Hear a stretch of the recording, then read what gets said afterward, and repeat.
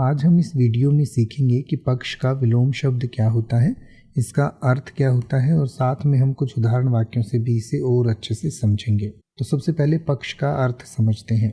पक्ष का अर्थ होता है भाग या किसी का विचार या राय या किसी साइड या पार्टी को भी पक्ष कहते हैं। यानी कि जैसे मान लीजिए किसी मुद्दे पर किन्हीं दो लोगों के बीच में विवाद है तो हम उनको दोनों पक्ष कहेंगे। यानी कि एक पक्ष जो इसके सहमत में है और दूसरा जो पक्ष जो है इसके विपक्ष में है या सहमति में नहीं है।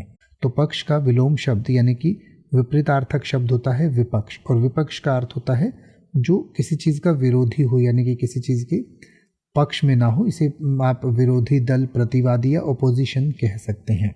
तो आइए अब हम पक्ष और विपक्ष को कुछ उदाहरण वाक्यों से समझें। जैसे कि आप ये कह सकते हैं कि उसने दोनों पक्षों की बात सुनी, या फिर आप कह सकते हैं कि अदालत में वकील ने अपने मुवक्किल के पक्ष में तर्क प्रस्तुत किया, या फिर आप कह सकते हैं कि विपक्ष ने सरकार की नीतियों का विरोध किया, या फिर आप कह सकते हैं कि विपक्ष की भूमिका लोकतंत्र में महत्वपूर्ण होती है।